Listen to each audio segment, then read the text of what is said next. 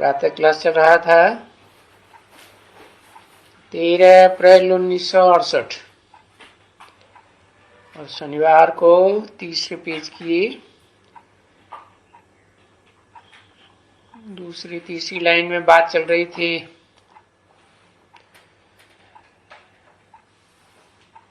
कि चित्रों से सर्विस करनी चाहिए बुद्धि के द्वारा, नई नई पॉइंट निकालना चाहिए। बच्चे कहते हैं हमको सर्विस नहीं है। अरे सर्विस तो सभी के लिए है, जहां जाए वहां सर्विस है। सर्विस के लिए तो ये पत्रे ढेर के ढेर छपाए हैं ना, उसमें गीता का भगवान कौन और ये दोनों जो बिल्कुल ऊंचे से ऊंची आत्माएं, कौन? गीता का भगवान में दोनों आत्माएं ऊंचे से ऊंची कौन है?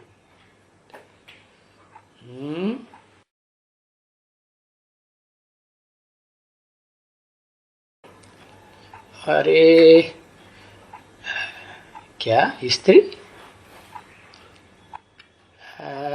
ऊंची से ऊंची आत्मा शिव और मुकर्रर रथधारी आदम अर्जुन, या जिसका ऊंच मर्तबा दिखाया है महादेव, दो ही आत्मा। एक आत्माओं का बाप सुप्रीम सोल और दूसरा मनुष्यों का बाप आदम। तो दिन बिल्कुल दोनों ऊंचे से ऊंची आत्माएं, जिससे मनुष्य बिल्कुल अच्छी तरह से समझ जाए कि बाप क्या है। नहीं तो ब्रह्मा कुमार तथा कथित क्या समझते हैं कि बिंदी ही बाप है। अरे अकेली आत्मा भी तो बिंदी है। आत्मा बिना शरीर के कुछ कर सकती है? कोई आत्मा बिना शरीर के कुछ नहीं कर सकती। तो आत्माओं का बाप भी बिना शरीर के कुछ नहीं कर। बाकी ये है कि वो अगर्भ है, गर्भ से जन्म नहीं लेता है, और जो भी आत्माएं हैं वो सब गर्भ से जन्म लेती है। और जो गर्भ से जन्म लेती हैं वो फिर सुखी भी बहुत होती हैं तो दुखी भी बहुत होती है ना। हाँ, बताया कि वो आत्माओं का बाप न दुख भोगता है और न सुख भोगता है, दुख सुख से परे है।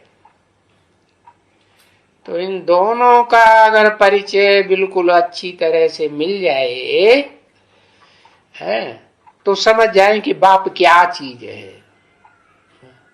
नहीं तो ब्रह्मा कुमार तो तथाकथित क्या समझते हैं कि वो बिंदी है। और धर्मपिता भी क्या समझते हैं?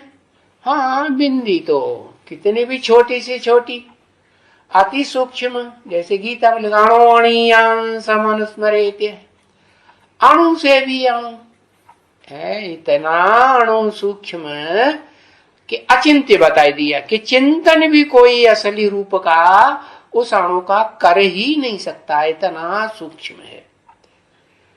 और ये बात ठीक भी है कि बिंदु को तो चाहे जितना सूक्ष्म बना दो, नहीं? हाँ, ताकि माताएं बिंदी लगाती हैं, कोई बड़ा बिंदा लगा लेती है। वैसे तो बाबा ने भी बताया, तुम बच्चों को भी है भ्रकुटी में सफेद स्टार बिंदी लगाना चाहिए कि भाई जिनको स्टार याद ना आता हो तो कोई से बातचीत करें तो बिंदी याद आए, देखेंगे ना। अरे पेट को देख करके थोड़ी बात की जाती है, क्या देख के बात करते हैं? चेहरे में आंखों को देख के बात की जाती है ना। तो आंखों के बीच में उन्हें बिंदी दिखाई पड़ेगी तो उनको याद आएगा ना कि आत्मा ये देह याद आएगी कि बिंदी याद आएगी? जिन्होंने ज्ञान लिया है उनको तो बिंदी याद आएगी। हाँ, ये आत्मा है, मैं भी आत्मा हूं, है, और जितने भी प्राणी मात्र हैं सब सब क्या है? सब आत्मा है। तो बताया ये जो ऊंचे ते ऊंची आत्माएं दो हैं इस षष्ठी रूपी रंगमंच पर पार्ट बजाने वाली है, वो बाप के रूप में प्रत्यक्ष होती हैं इस संसार में। किसमें? सम माने संपूर्ण, सार माने सार। ये जो 5000 वर्ष का ड्रामा है ना बेहद का, ये संसार है। इसमें बड़े ते बड़े सार का सुख भी है और बड़े ते बड़ा शांति भी है। इतनी शांति है इस दुनिया में, लेकिन सृष्टि के आदि में एकदम शांत। तो बताया कि समझाएं, ये पत्रे समझाने के लिए निकलते हैं। अभी कैसे ये पत्रे देने चाहिए है? कोई कोई बुद्धू तो ऐसे भी है, बस लिटरेचर बांटते चले जा रहे हैं, बांटते चले जा रहे हैं। अरे लिटरेचर सिर्फ बांटने से नहीं किसी को बुद्धि में बैठेगा, फेंक देंगे। क्या करना चाहिए? थोड़ा बहुत समझाना चाहिए, रूबरू ओरली समझाना चाहिए। फिर उनकी यहाँ देखो कि कांध हिलती है, हाँ बात तो ठीक है, ऐसे कहते हैं, तो फिर उनको पर्चा भी देने से फायदा है।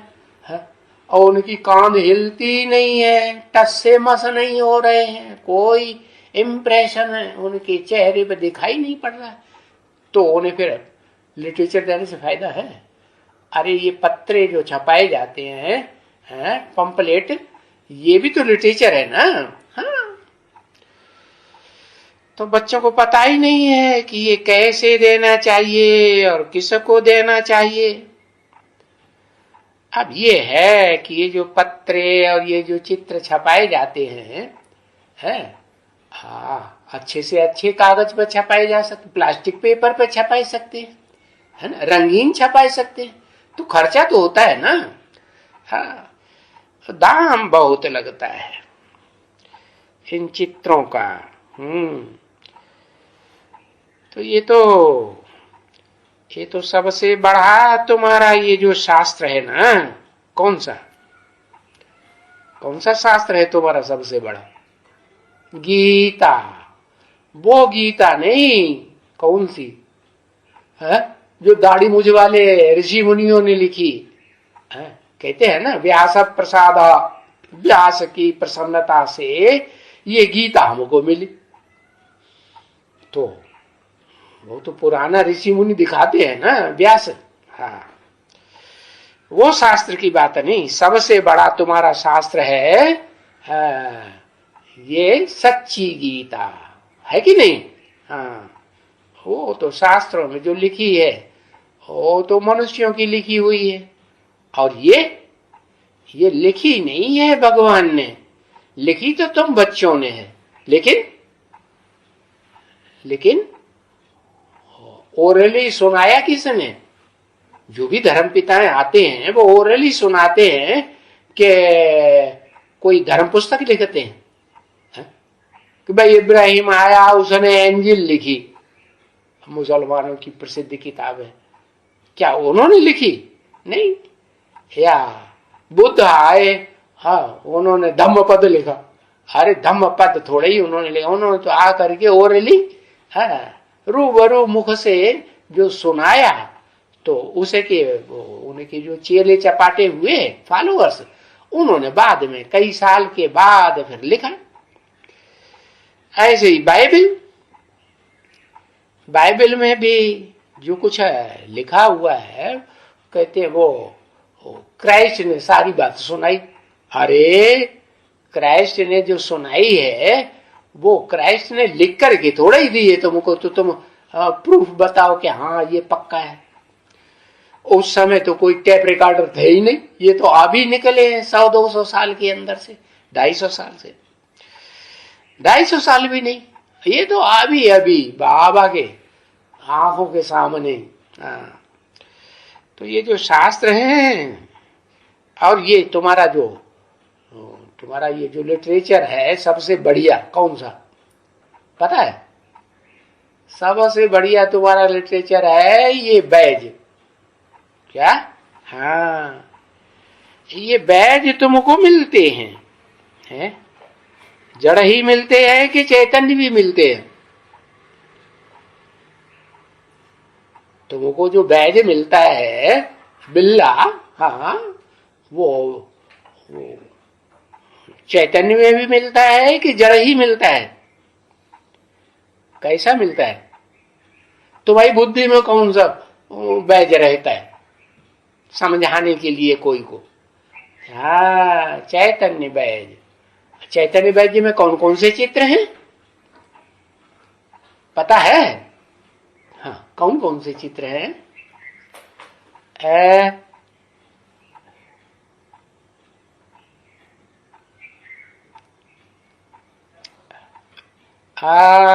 तीन मूर्तियों का चित्र है और लक्ष्मी नारायण का चित्र है, या तो फिर लक्ष्मी नारायण का बचपन का रूप, हाँ, कृष्ण का चित्र है कि नहीं? हाँ, तो ये जो तुमको चित्र मिलते हैं कि नहीं? हाँ, चैतन्य में भी मिलते हैं। बेसिक नॉलेज जब तक लेते रहे तब तक जड़ चित्र मिलते रहे। तो उन चित्रों को हिंदी में क्या कहते हैं? बैज। हाँ, किसी ने कहा हाँ बैज कहते हैं। हाँ, बैज भाई अंग्रेजी अक्षर है? हाँ, तो कोई बैठा था गावड़े का, तो उसने कहा बिल्ला। हाँ, ठीक है। हाँ, अब बड़ा बिल्ला है कि बड़ा कुत्ता है, ये तो अक्षर ठीक नहीं है?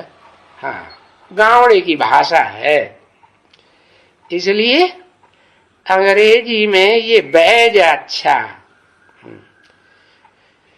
तो ये भी जो अच्छे हैं, पढ़े लिखे, बहुत शास्त्र है, पढ़े लिखे है ना, सो इनका हिंदी निकाल सकते हैं कि भाई बैज का हिंदी क्या हो सकता है? नहीं? हाँ, जैसे उन्होंने रेल का हिंदी शब्द निकाला, क्या निकाला पता है? लौह पथगामिनी, लंबा चौड़ा बना दिया। कोई के मुख से सुना रेल का नाम है? लौह पथगामिनी हो सका? समझ में आया? नहीं आया? वो पटरी होती है ना रेल की, वो लोहे की बनी हुई होती है ना।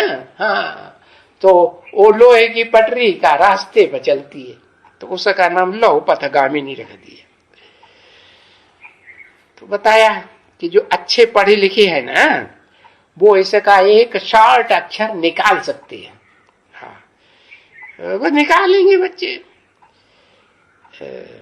तो बाबा के सामने कई बच्चे एक साथ बोलने लगे।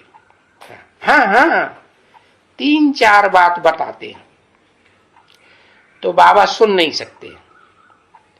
अच्छा, ये जगदीश क्या बोला?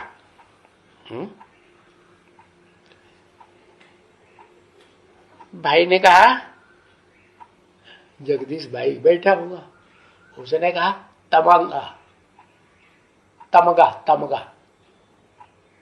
कह दो।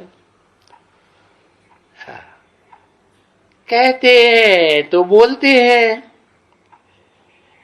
हमको हिंदी में भी जो अच्छी पक्की हिंदी वाला हो ना, वो हमको समझावे है। तो ये तमगा बाबा को समझ में नहीं आया। नहीं तो कोई अक्षर अपना ऐसे होते हैं जो न सिंधी है, न हिंदी है, न फलाना न टीरा। समझाते हैं मीठे बच्चों को। अभी हैं तो ये ज्ञान की बातें, इसमें बोलना पड़ता है, उसमें कुछ भी नहीं बोलना पड़ता है। क्या किसमें? ये जो बैज का चित्र है ना, हाँ, इसे दिखाई दो, दोनों तरफ दिखाई दो। देखो भाई, ये है त्रिमूर्ति शिव, तीन मूर्तियों वाला है। हाँ, और तीनों मूर्तियों में है, शिव काम करता है क्या? नहीं काम करता। तीनों मूर्तियों में शिव नहीं काम करता। हाँ, करता है। विष्णु में भी, विष्णु स्वर्ग का देवता है या कोई नरक का देवता है? स्वर्ग में शिव बाबा जाता है क्या? जाता है? स्वर्ग में तो शिव बाबा को जाने की दरकार ही नहीं है। जाने की दरकार है नहीं, लेकिन पता नहीं है कि विष्णु तो वास्तव में शिव जब मुकर्रर रथ में प्रवेश करते हैं तो भी विष्णु कहा जाएगा। कैसे है? विष्णु लोक की स्थापना करते हैं कि नहीं? हाँ, तो फिर प्रवेश के जिसमें करते हैं वो विष्णु लोक का रूप भी होगा कि नहीं होगा? है? जिसमें प्रवेश करते हैं वो तीन मूर्ति का रूप है कि नहीं? मूर्ति है या अमूर्त है? मूर्ति है। हाँ, मूर्ति माने साकार है, तो तीनों रूप धारण करता है। ब्रह्मा का पार्ट भी बजाता है स्थापना का। है काय की स्थापना? किस बात की स्थापना? ब्राह्मण धर्म की स्थापना। अच्छा, तो ब्राह्मण रचता होगा। ब्राह्मण धर्म की स्थापना करेगा तो ब्राह्मण रचेगा कि नहीं? रचता है। ब्राह्मण नहीं रचता। अच्छा अच्छा, तो चोटी का ब्राह्मण कोई गाया जाता है कि नहीं? है? वो कहां से आ गया? है? और ब्राह्मण तो कहा ही जाता है, जो पवित्र रहते हैं उनको ब्राह्मण कहा जाता है। नहीं? हाँ, तो चोटी का ब्राह्मण कैसे हो गया? है? विष्णु की नाभि से निकला। अच्छा, विष्णु की नाभि से निकला। नाभि गड्ढा होती है क्या? नाभि में गड्ढा होता है क्या? अच्छा, तो ओ शास्त्रों में भी त्रिगर्त का नाम आया है। गर्त माने गड्ढा। क्या? तीन गर्त हैं, तो पता चले कौन कौन से तीन गर्त हैं, तीन गड्ढे है। हाँ,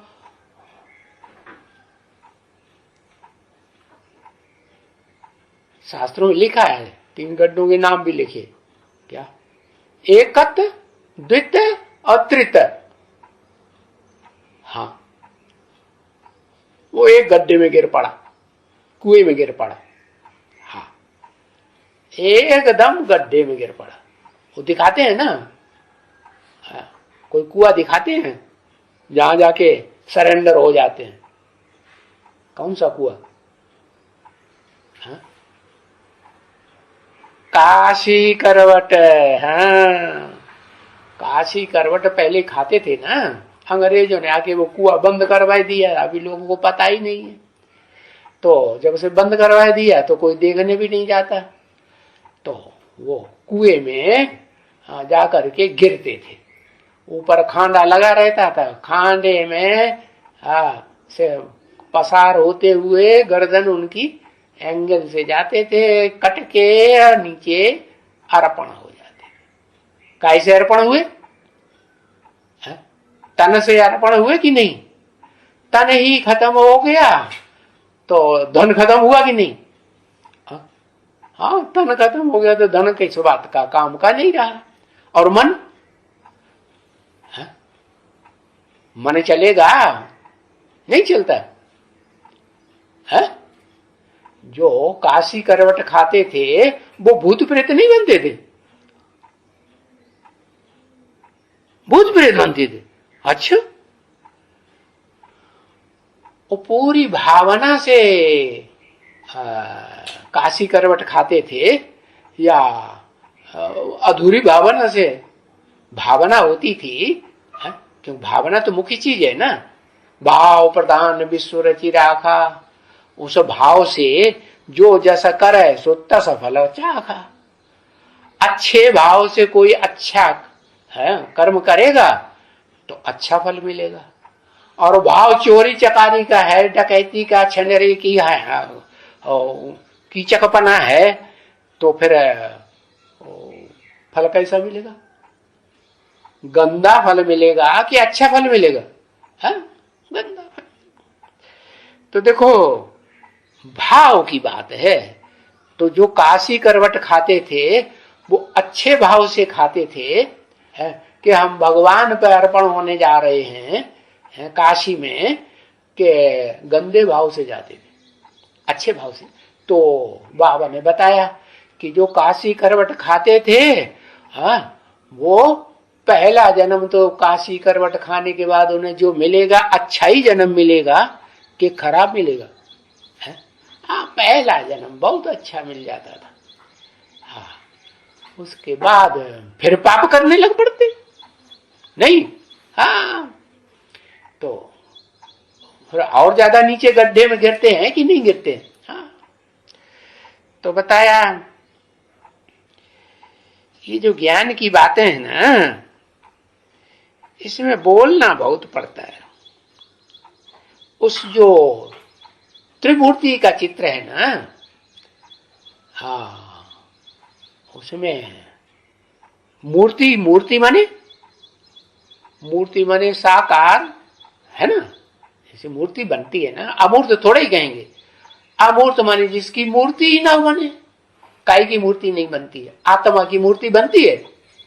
आत्मा की मूर्ति नहीं बनती, और आत्मा शरीर में प्रवेश करती है तो मूर्ति नहीं बनती है ना।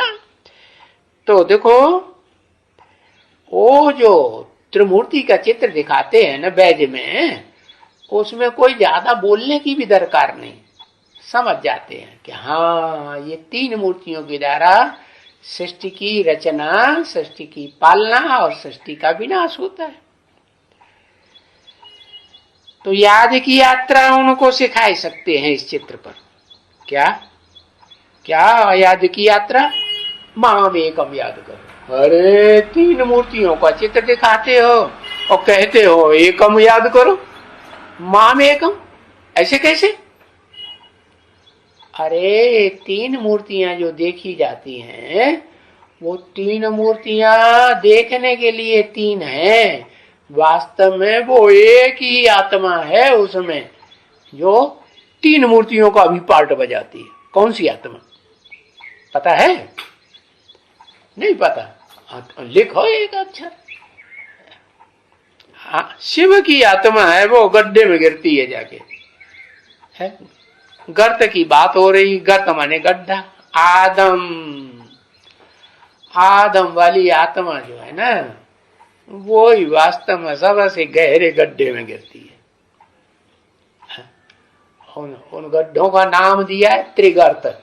तीन गड्ढे हैं। पता है कौन से गड्ढे? फीमेल प्लग कह दो, है ना? कौन कौन से तीन गड्ढे है? नहीं दिमाग में आ रहा, आ जाना चाहिए, है? पुरुषों को तो फट याद आना चाहिए। क्यों? और 63 जन्म से जो पुरुष जन्म लिए हैं ना जिन्होंने, वो जिंदगी भर क्या याद करते हैं? गड्ढा याद करते हैं कि नहीं करते हैं? गड्ढे को याद करते, तो याद रहना चाहिए ना। हाँ, एक है जगदम्बा, एक है आदि लक्ष्मी, एक है ओमरादे, माने सरस्वती, वैष्णवी देवी और और कौन? और उसको कहते हैं पार्वती। अरे अब वो सबको पार लगाने वाली तो फिर गड्ढे में कैसे जाएगी? जाएगी क्या? बिल्कुल नहीं जा सकती। गड्ढे में गिरेगी कि नहीं? नहीं गिरेगी। अच्छा, देवान नहीं आता है कभी? आखिरी जन्म में तो जो अव्वल नंबर है? भोगी आत्माओं के बीच में अव्वल नंबर कौन है?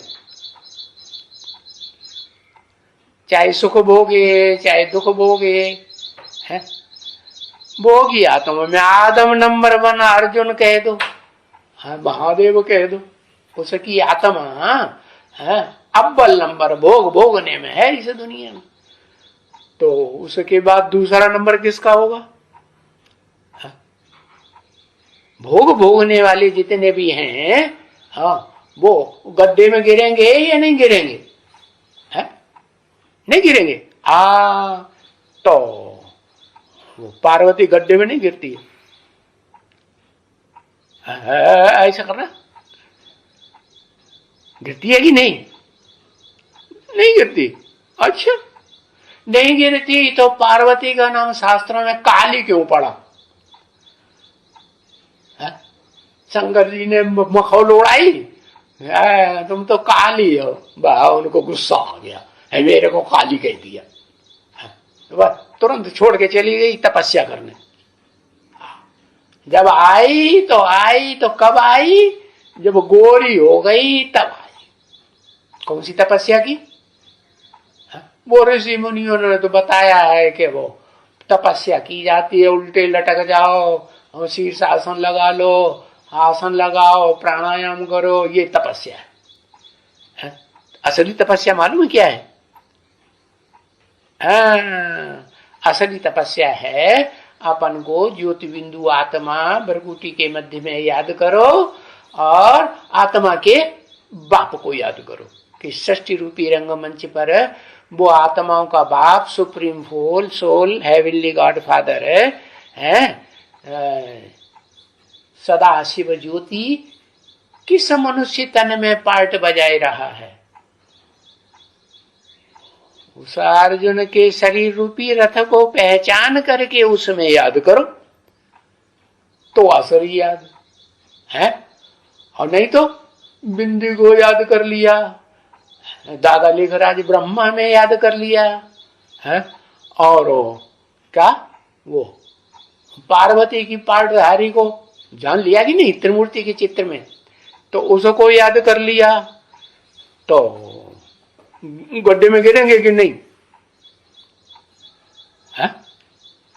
हाँ, चाहे वो सरस्वती हो, चाहे वो पार्वती हो, और चाहे वो शंकर की मूर्ति ही क्यों न हो, गड्ढे में तो तीनों ही गिरते हैं। लेकिन फिर तीनों गड्ढे से उबरते हैं अपने आप,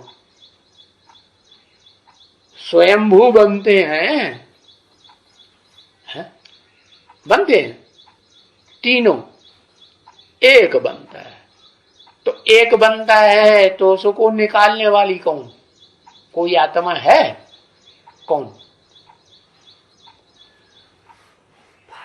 पार्वती। भले निकालती है लेकिन निकालती कब है?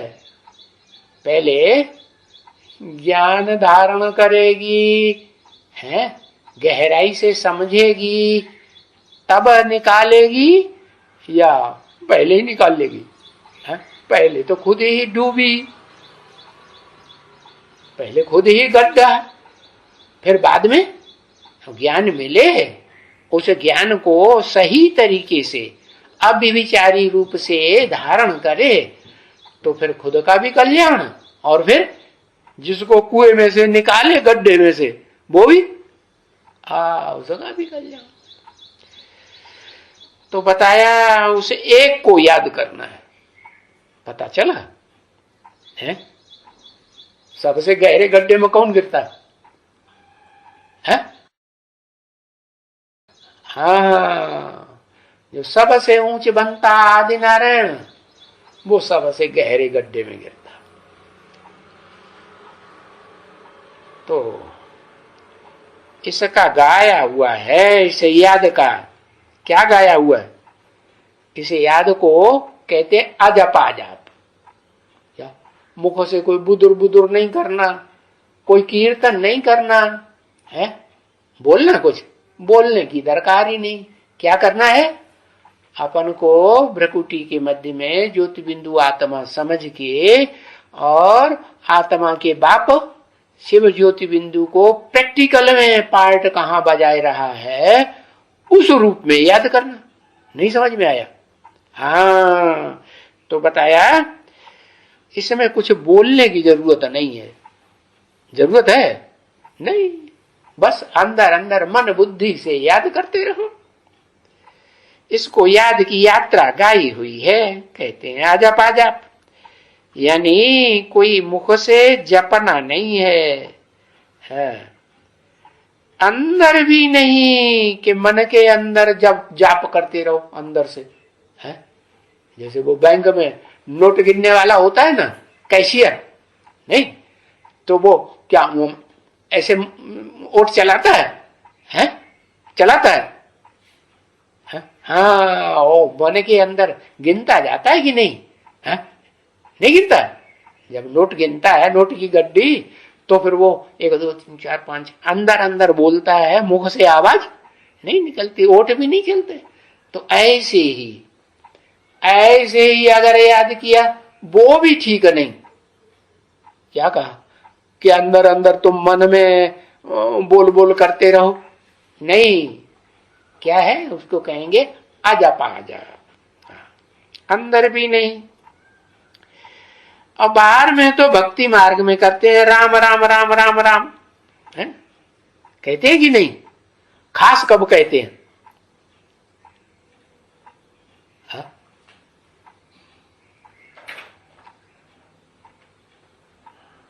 और भारत में ही खास कहते हैं।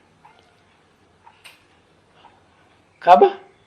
हाँ, जब शरीर छोड़ते हैं, हाँ, और मुर्दे को ले जाते हैं ना, तो रास्ते में बोलते जाते हैं क्या? राम राम। हाँ, राम कहो राम कहो, राम नाम सत्य है। क्या कहते हैं? ऐसे कहते हैं कृष्ण नाम सत्य है? नहीं, एक ही सत्य है, राम का नाम सत्य है। क्यों? शिव नाम सत्य है ऐसे क्यों नहीं बोलते? कारण है क्यों? कुछ नहीं है।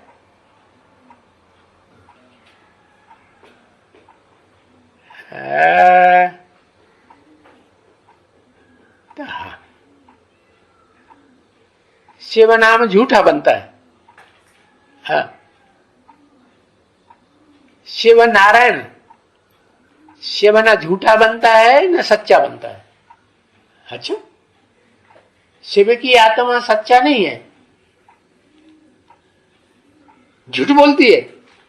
हाँ, न बोलेगी है और न सुनेगी। आत्मा सुनेगी बोलेगी नहीं। जब तक शरीर में न प्रवेश करे तब तक आत्मा न बोलेगी न सुनेगी। हाँ, अच्छा, तो बाबा ने तो बोला रूह रिहान करो, तो रूह रिहान भी किससे करेंगे? साकार में प्रवेश किया हुआ होगा उससे रूह रिहान करेंगे, ये बिंदी से करेंगे? किसे करेंगे? हाँ, साकार में है ना सुप्रीम सोल है, हेवनली गॉड फादर है ना। हाँ, सदा शिव ज्योति है, वो शरीर में प्रवेश भी करता है तो भी ज्योति रूप बन के रहता है, ऐसे नहीं देह में लगाव लग जाए। हाँ, तो देखो राम राम जो कहते हैं ना, वो अंदर में भी नहीं बोलना है। अंदर में भी जो बाहर निकलता है सो अंदर में पहले आता है, नहीं आता? मुख से जो बाहर बोलेंगे वो अंदर पहले आता है कि नहीं? हाँ, आता है। शिव शिव पहले अंदर में आएगा नहीं? शिव शिव कहेंगे तो भी पहले अंदर में आए। तो बाबा कहते हैं अंदर में भी शिव शिव शिव नहीं कहना चाहिए है। भले बाहर में दुनिया में कोई कहते नहीं है, क्या क्या नहीं कहते शिव शिव। खास किसको कहते हैं? जब मरते हैं, शरीर छोड़ते हैं, मुर्दे को ले जाते हैं तो कहते हैं राम नाम सत्य है। हाँ, शिव का नाम नहीं लेते हैं। तो जो भी है, नाम जो लिया जाता है वो काम के आधार पर होता है, और काम शरीर के द्वारा किया जाएगा कि बिंदी फुदक फुदक के काम करेगी? करेगी, हाँ, शरीर के द्वारा। तो बाबा कहते हैं अंदर में भी शिव शिव शिव नहीं कहना चाहिए। भले बाहर में नहीं कहते हैं, अंदर में शिव बाबा शिव बाबा शिव बाबा ऐसे नहीं कहना चाहिए। हाँ, सिर्फ बाप को याद करना है, सिर्फ बाप को। ये क्या बोला? सिर्फ बाप को, क्या मतलब?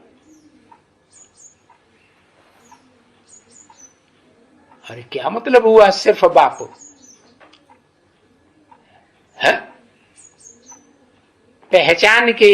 हाँ, सिर्फ बाप का मतलब नहीं जैसे ब्रह्मा कुमारियां समझती हैं, सिर्फ बाप माने बिंदी बाप है, निराकार आत्माओं का बाप बिंदी, या निराकार आत्माएं भी बिंदी, आत्माओं का बाप बिंदी नहीं है।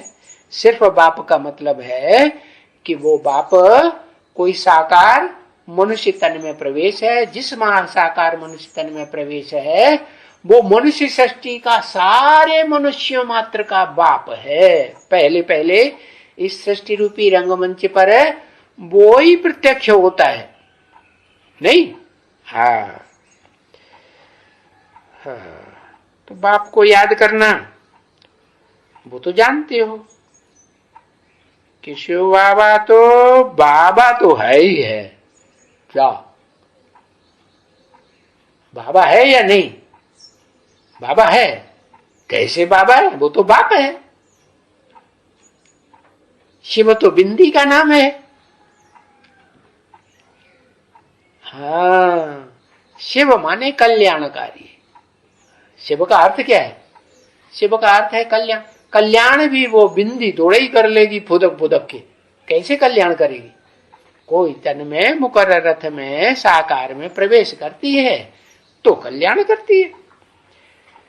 तो वो जानते हो कि शिव बाबा तो बस है ही है।